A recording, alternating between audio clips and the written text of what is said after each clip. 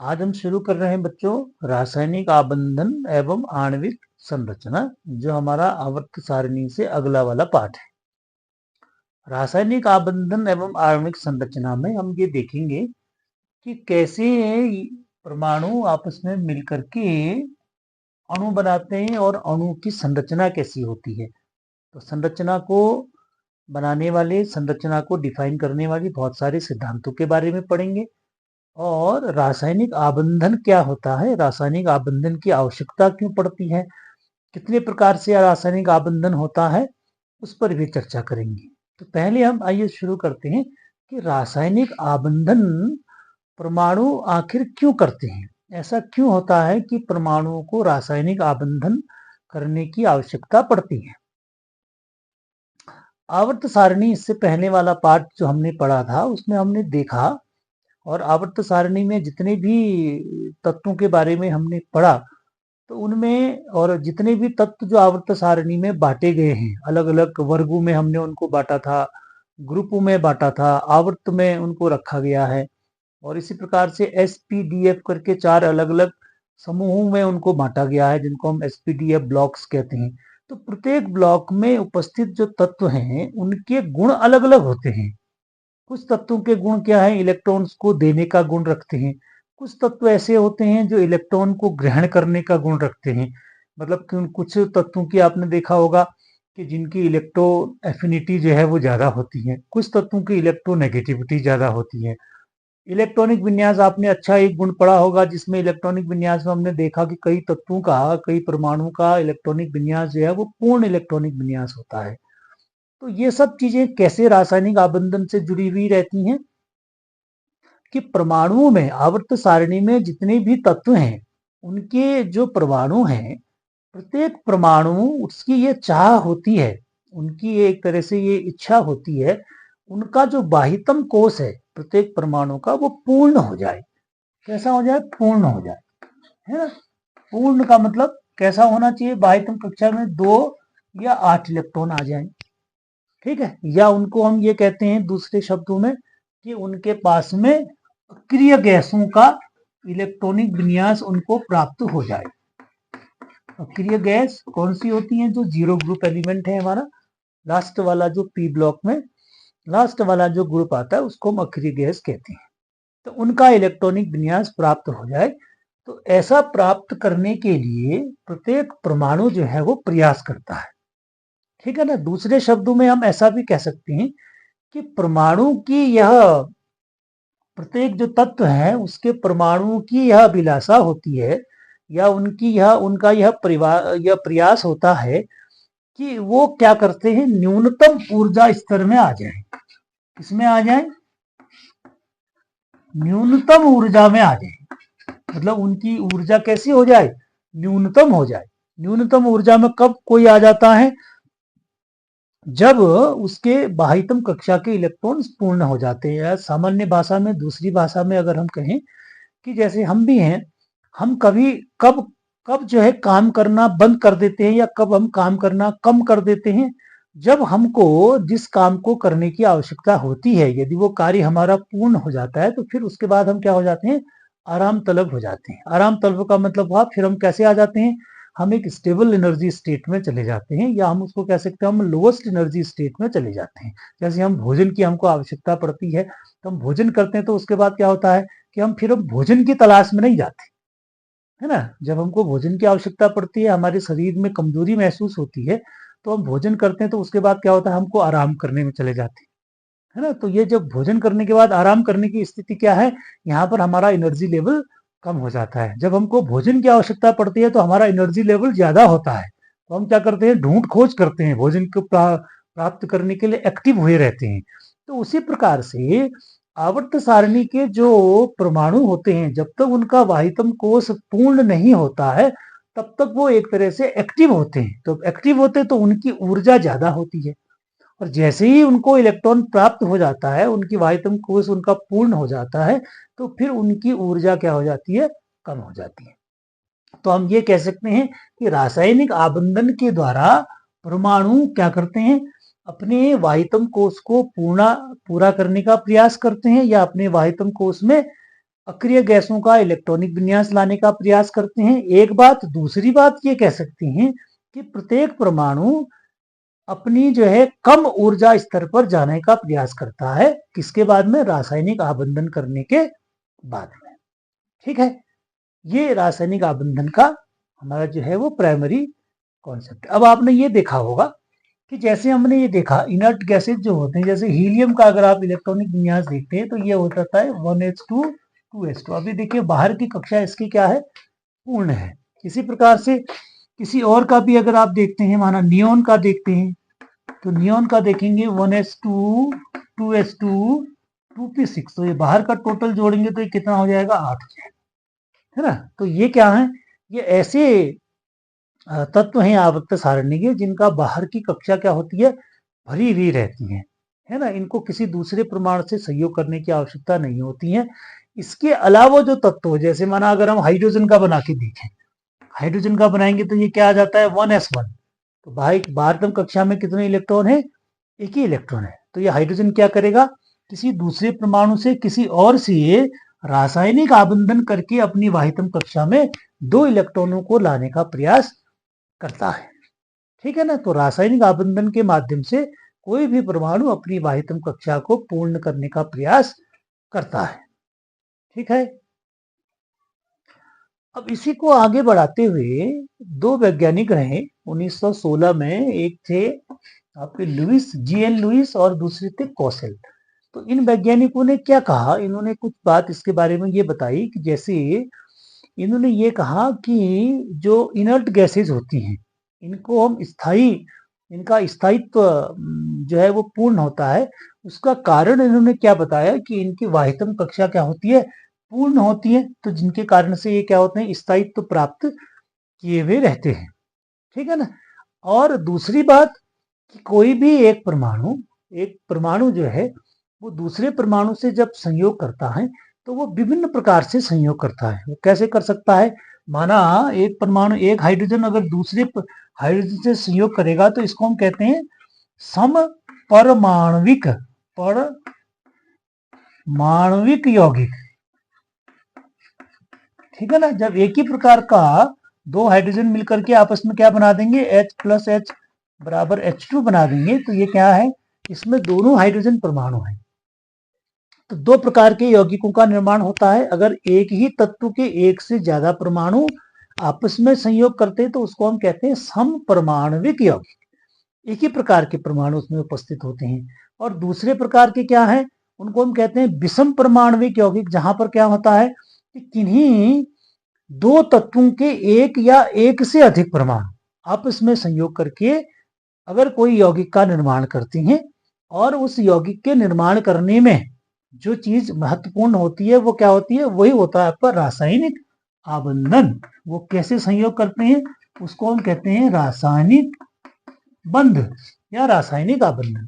तो रासायनिक बंध के द्वारा ही वो परमाणु, एक तत्व के एक से ज्यादा परमाणु हो या एक से अधिक तत्व हैं, उनके भी एक से ज्यादा परमाणु जब आपस में संयोग करते हैं और यौगिक का निर्माण करते हैं तो वो भी किस तरीके से करते हैं? वो भी आपस में बंध बना करके या रासायनिक आबंध बना करके आपस में संयोग करते हैं। ठीक है। तो इस प्रकार से विभिन्न प्रकार के यौगिकों का निर्माण होता है। ठीक। अब हमारे कोर्स में क्या है कि एक परमाणु जो है वो आपस में कितने प्रकार से संयोग कर सकते हैं, ऐसी कौन कौन सी विधियां होती हैं वो आपस में किस प्रकार से संयोग करते हैं। उससे पहले एक और चीज जो लुईस और कौशल ने दी थी वो क्या दिया था? आपने देखा होगा इसने लुईस संरचनाएं बनाई थी कुछ। हम इनको कहते हैं लुईस संरचना। लुईस संरचना इन्होंने कैसे बनाई?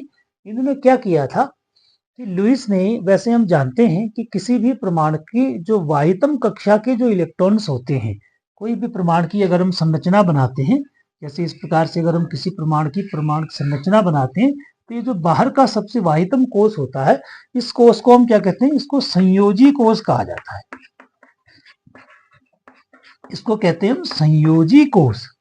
ठीक है, संयोजी कोष। तो संयोजी कोष में अगर किसी परमाणु के जितने इलेक्ट्रॉन्स उपस्थित होते हैं, जितने इलेक्ट्रॉन इस संयोजी कोष में उपस्थित होते हैं, उन इलेक्ट्रॉनों को कहा जाता है संयोजी इलेक्ट्रॉन्स। ठीक है, जितने भी इलेक्ट्रॉन्स उपस्थित होते हैं। जैसे माना अगर हम देखें, जैसे हाइड्रोजन है, हाइड्रोजन की वाह्यतम कक्षा में एक इलेक्ट्रॉन है, तो इसकी संयोजकता कितनी हो गई? एक। जितने संयोजी इलेक्ट्रॉन्स होते हैं वही उस परमाणु की संयोजकता भी कहलाती है। इसी प्रकार से आप बेरिलियम को देखेंगे, बेरिलियम इसकी वाह्यतम कक्षा में होते हैं 2 इलेक्ट्रॉन, तो इसकी संयोजकता कितनी हो गई? 2 हो गई। लिथियम को देखेंगे तो लिथियम की वाह्यतम कक्षा में होते हैं 3 इलेक्ट्रॉन, तो ठीक है, वाह्यतम कक्षा में पहली एक इलेक्ट्रॉन होता है, तो इसकी संयोजकता हो जाएगी 1। ठीक है ना। बेरिलियम की वाह्यतम कक्षा में 2 इलेक्ट्रॉन्स होते हैं, तो इसकी संयोजकता भी 2 हो जाएगी। ठीक है ना। तो इस प्रकार से जिस परमाणु की वाह्यतम कक्षा में जितने इलेक्ट्रॉन्स होते हैं, जैसे आप आगे को बढ़ते जाएंगे फिर बोरॉन में पहुंच जाएंगे, तो बोरॉन में देखेंगे तो 3 इलेक्ट्रॉन्स होते हैं, है ना। इसी प्रकार से बोरॉन, कार्बन में चले जाएंगे तो 4 होते हैं, नाइट्रोजन में चले जाएंगे तो 5 इलेक्ट्रॉन्स होते हैं वाह्यतम कक्षा में। तो जो इस प्रकार की संरचना हम देते हैं, जिसमें हम किसी परमाणु का संकेत बना करके उसमें उसके संयोजी इलेक्ट्रॉन्स को दिखाते हैं, संयोजी इलेक्ट्रॉन्स को ऐसे बिंदु के द्वारा दिखाते हैं, तो ये जो संरचना होती है, इसी बिंदु संरचना को लिविस संरचना भी कहा जाता है। ठीक है ना, इसी को हम लिविस संरचना कहते हैं। और इसी से हम क्या निकालते हैं? संयोजकता भी निकालते हैं। तो इसमें क्या नियम है? इसमें एक नियम यह आता है कि किसी परमाणु की वाह्यतम कक्षा में जब 4 इलेक्ट्रॉन्स तक होते हैं, तो उसकी संयोजकता 4 तक मानी जाती है। यदि 4 से ज्यादा इलेक्ट्रॉन किसी परमाणु की वाह्यतम कक्षा में होते हैं, तो हम उसकी संयोजकता निकालने के लिए क्या कहते हैं? 8 में से उस उपस्थित इलेक्ट्रॉन की संख्या को घटा देते हैं। जैसे नाइट्रोजन की वाह्यतम कक्षा में 5 इलेक्ट्रॉन है, तो हमको अगर नाइट्रोजन की संयोजकता निकालनी है, तो हम क्या करेंगे? 8 में से 5 को घटा देंगे तो 3 आ जाएगा, तो नाइट्रोजन की संयोजकता कितनी हो जाएगी? 3 हो जाएगी। कहने का मतलब हुआ कि नाइट्रोजन की संयोजकता यदि 3 है, तो नाइट्रोजन कहीं पर भी किसी से भी अगर परमाणु से संयोग करेगा तो अधिकतम 3 परमाणु से ही संयोग करेगा, और 3 परमाणु से संयोग करके ही यौगिक का निर्माण करेगा। ठीक है ना। तो इस प्रकार से ये जो संरचनाएं होती हैं, इनको हम कहते हैं लिविस संरचना। लिविस के द्वारा दी गई है, उसको लिविस संरचना कहते हैं। इसी प्रकार से लिविस के द्वारा एक और नियम भी दिया गया, जिसको हम कहते हैं ऑक्टेट रूल। इसका नाम है ऑक्टेट नियम।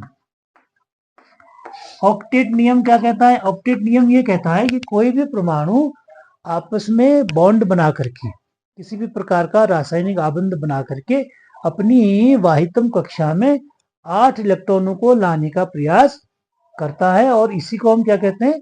ऑक्टेट रूल कहते हैं। ठीक है, वाहितम कक्षा में 8 इलेक्ट्रॉनों को लाने का। अब कुछ इसमें अपवाद स्वरूप हम छोड़ लेते हैं, जैसे हाइड्रोजन है, तो हाइड्रोजन केवल अपनी वाहितम कक्षा में 2 ही इलेक्ट्रॉन ला सकता है ना। तो जिनमें इलेक्ट्रॉन्स की संख्या कम है, तो उसके लिए इसको छोड़ करके बाकी जितने अन्य तत्व हैं, उनकी वाहितम कक्षा में 8 इलेक्ट्रॉन को लाने के लिए ही यह नियम बनाया गया है। या इसी नियम के अनुसार अगर कोई परमाणु अपनी वाहितम कक्षा में 8 इलेक्ट्रॉन को लाता है, तो वो ऑक्टेट नियम को फॉलो करता है। तो ऑक्टेट नियम के अनुसार कोई भी परमाणु रासायनिक आबंधन के द्वारा अपनी वाहितम कक्षा में 8 इलेक्ट्रॉनों को लाने का प्रयास करता है, और अपने को वो स्थायी बना लेता है। फिर वो क्या करता है? स्थायी हो जाता है, और एक तरह से हम वही बात करते हैं कि वो फिर अधिकतम ऊर्जा स्तर से कम ऊर्जा स्तर में आ जाता है और स्थायी यौगिक हो जाता है। ठीक है। अब हम बात करते हैं कि ये जो रासायनिक आबंधन है, रासायनिक आबंधन कितने प्रकार से हो सकता है? तो हमारे कोर्स में 3 प्रकार से है, 3 प्रकार से ही रासायनिक आबंधन होता है। एक तो पहला प्रकार है जिसमें क्या होता है कि इलेक्ट्रॉनों का आदान प्रदान। एक इलेक्ट्रॉन, एक परमाणु दूसरे परमाणु को इलेक्ट्रॉन्स देता है, और दूसरा परमाणु उस इलेक्ट्रॉन को ग्रहण करता है, और ऐसी स्थिति में क्या बनते हैं? ऐसी स्थिति में बनते हैं आयन। ठीक है ना। ऐसी स्थिति में क्या बनते हैं? आयन्स बनते हैं। इलेक्ट्रॉन्स को देने से, जैसे हमने पहले भी पिछली वीडियो में देखा था कि जो परमाणु जितने इलेक्ट्रॉन्स को देता है या बाहर को खोता है, एक तरह से कहते हैं, तो उसमें उतने धनात्मक आवेश आ जाते हैं, यानी उतने धनायन का वो निर्माण कर लेता है। और इसी प्रकार से जो परमाणु जितने इलेक्ट्रॉन को ग्रहण करेगा, उतने उसमें ऋणात्मक आवेश आ जाते हैं। तो पहला प्रकार तो बॉन्ड बनाने का, रासायनिक आबंध बनाने का, ये होता है कि इलेक्ट्रॉन परमाणु कोई इलेक्ट्रॉन को देते हैं और दूसरा परमाणु इलेक्ट्रॉन को लेता है। तो इस प्रकार की जो विधि होती है इसको हम आयनिक विधि या आयनिक बॉन्ड बनाने की विधि कहते हैं। इसको हम फिर डिटेल में और पढ़ेंगे बाद में। दूसरी विधि जो होती है वो आपस में इलेक्ट्रॉन की साझेदारी वाली विधि होती है, जिससे सहसंयोजक बंध कहते हैं। जैसे माना हाइड्रोजन और हाइड्रोजन के बीच बंध बनता है, तो इसमें क्या होता है, दोनों परमाणु आपस में अपने अपने इलेक्ट्रॉन्स का साझा कर लेते हैं, एक दूसरे के इलेक्ट्रॉन्स को अपना मान लेते हैं और अपना मान करके अपना वाहितम कक्षा या अपनी वाहितम कोष को पूर्ण कर लेते हैं। तो इस प्रकार से बनने वाले बंध को कहते हैं सहसंयोजक बंध। तीसरे प्रकार का जो होता है उसको हम कहते हैं उप सहसंयोजक बंध। तो उसमें क्या होता है, उप सहसंयोजक बंध में जब कोई एक ऐसा परमाणु जिनका अपना ऑक्टेट यानी अपनी वाहितम कक्षा में 8 इलेक्ट्रॉन पूर्ण हो और उसके पास कोई ऐसा इलेक्ट्रॉन युग्म उपस्थित हो जो वो दूसरे को दे सकता हो, जिसको देने से उसका अपना ऑक्टेट किसी तरह से प्रभावित नहीं होता है, तो वो अपना इलेक्ट्रॉन पेयर यानी एक जोड़ा जो है, 2 इलेक्ट्रॉनों का एक जोड़ा किसी दूसरे परमाणु को दे देता है, ठीक है ना। और दूसरा परमाणु कौन सा होता है, इस प्रकार के बंध में दूसरा परमाणु ऐसा परमाणु होता है जिसको इलेक्ट्रॉन पेयर के रूप में अर्थात 2 इलेक्ट्रॉनों की आवश्यकता होती है। तो ऐसे जब 2 परमाणु आपस में संयोग करते हैं तो उनके बीच में उप सहसंयोजक बंध बन जाता है। तो ये 3 प्रकार के रासायनिक आबंधन के प्रकार हैं जो हम डिटेल में आगे पढ़ेंगे, और इनके आपस में संयोग करने से ही विभिन्न प्रकार के यौगिकों का निर्माण होता है और उनकी संरचनाएं कैसे बनती है उनसे संबंधित बहुत सारे सिद्धांत हैं, उनके बारे में हम पढ़ेंगे। तो आज के लिए हम इतना ही देखते हैं, और इसमें आप एक प्रश्न आप इसमें जरूर प्रयास करना अपनी तरफ से बनाने का, कि ऐसा कारण आपको देना है कि क्या कारण है कि जो इनर्ट गैसेज होती हैं, इनर्ट गैसेज सामान्य रूप से किसी दूसरे यौगिक के साथ में संयोग नहीं करती हैं। ऐसा क्या कारण है, इसका कारण आप प्रश्न के साथ में इसके उत्तर के रूप में आप लिखें। अगली बार अगली वीडियो में हम इसकी भी चर्चा करेंगे कि ऐसा क्यों होता है कि इनर्ट गैसेज वो सामान्य रूप से किसी दूसरे यौगिक के साथ में संयोग नहीं करती हैं। आप अपने शब्दों में इसका अर्थ, इसकी परिभाषा या इस प्रश्न का उत्तर बनाने का प्रयास करें कि ऐसा क्या कारण है कि जिससे इनर्ट गैसेज या जीरो ग्रुप के जो एलिमेंट्स हैं वो किसी दूसरे के साथ में संयोग नहीं करते।